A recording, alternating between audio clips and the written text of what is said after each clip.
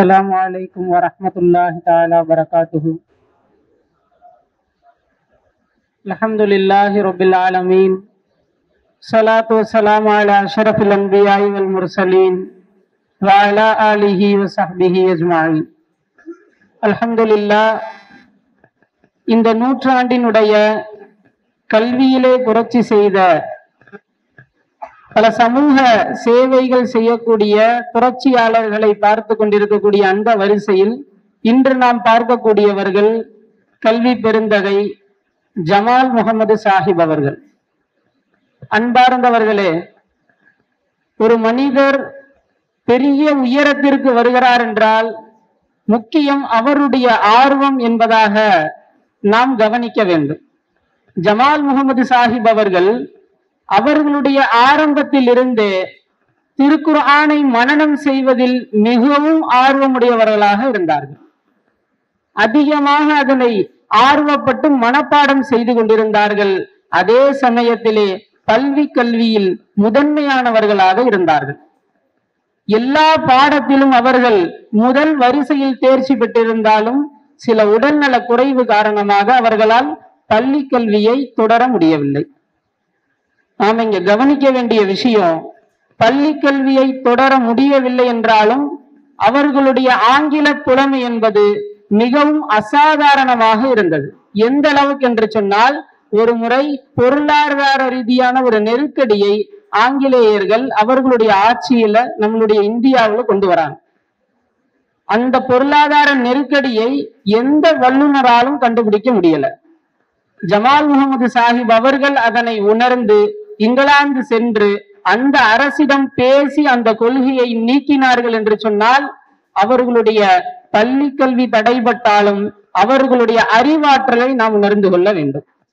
எப்படியாவது இந்த முஸ்லிம் சமூகம், எப்படியாவது நாம் கல்வியிலே தேர்ச்சி பெற்ற ஒரு சமூகமாக, உயர்ந்த சமூகமாக உருவாக வேண்டும் என்பதற்காகத்தான் தென்னிந்திய கல்வி சங்கம் என்ற அந்த பெயரில் 1902 ஏற்படுத்தப்பட்ட அந்த சங்கத்தினுடைய ஏற்பாட்டாளர்களில் இவர்களும் ஒருவராக இருந்தார்கள். அந்த சங்கத்தின் மூலமாக தான் பல கல்வி நிறுவனங்கள் இன்றும் நடைபெற்றுக் கொண்டிருக்கின்றது. அல்ஹம்துலில்லாஹ். நாம் இன்னொரு விஷயத்தை கவனிக்க வேண்டும். நாம் மார்க்க ரீதியான அந்த மதரசாக்களில் நாம் ஓதுகின்ற அதே சமயத்தில் உலக கல்வியை நாம் படிக்கின்றோம். ஆனால் ஜமால் முகமது சாஹிப் அவர்கள் இந்த உலக கல்வியுடன் மார்க்க கல்வியை படிப்பது எந்த அளவுக்கு சாத்தியமாகும் என்பதை 1910 ஆராய்ச்சிகள் மேற்கொண்டார்கள். பல நாடுகளுக்கு இதற்காக சென்றார்கள். அந்த மதரசாக்கள் எப்படி இயங்குகின்றன, நம் பெரம்பூரில் இருக்கக்கூடிய அந்த ஜமாலியாவை எப்படி நாம் தரம் படுத்தலாம் என்று யோசித்து பல நாடுகளுக்கு அவர்கள் சுற்றுப்பயணம் சென்று பல உலமாக்களை சந்தித்து பல மதரசாக்களுடைய அந்த கல்வியை ஆய்வு செய்து இந்த இரண்டு கல்விகளையும் சேர்த்து கற்பது என்பது ஒரு மிகப்பெரிய ஒரு பொக்கிஷமான விஷயம் என்பதையும் மார்க்கத்திற்கு முரணற்ற விஷயம் என்பதையும் அவர்கள் உறுதிப்படுத்தினார்கள். அந்த அடிப்படையில் தான் ஒரு பகுதியில ஜமாலியா மதரசாவையும், இன்னொரு பக்கம் 1951 திருச்சியில் ஜமால் முகமது கல்லூரியும் நிறுவி இருக்கின்றார்கள். நாம் இந்த விஷயத்தை ரொம்பவும் கவனமாக உற்று நோக்க வேண்டும். ஏனென்று சொன்னால், இன்று வரை கல்வியில் நாம் முன்னேற்றம் அடையவில்லை. இன்று வரை அரசு பதவிகளில் நாம் தன்னிறைவு பெறவில்லை.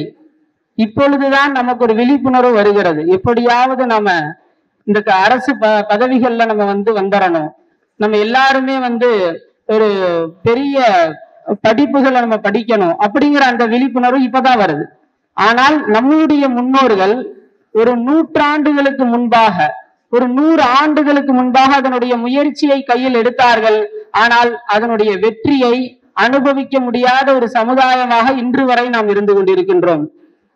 ஆனால் நாம் அதனை மாற்றி நம்மளுடைய அந்த கல்வியை முழு மூச்சாக நாம் கற்று நம்மளுடைய அந்த குடும்ப நலன்களை தாண்டி சமுதாய நலன்களில் நாம் ஈடுபட்டு நம்மளுடைய கல்வியை தாண்டி நம்மளுடைய அந்த சேவைகளை தாண்டி ஒரு உயர்ந்த வரலாற்றில் இடம் பிடிக்கக்கூடிய ஒரு நன்மக்களாக நாம் அனைவரும் உருவாக வேண்டும் இன்ஷா அல்லாஹ். அதற்குரிய நசீபை அல்லாஹு தஆலா நம் அனைவருக்கும் தந்தருள்வானாக. வாஹிரு தஅவானா அல்ஹம்துலில்லாஹி ரப்பில் ஆலமீன். அஸ்ஸலாமு அலைக்கும் வரஹ்மத்துல்லாஹி வபரகாத்துஹு.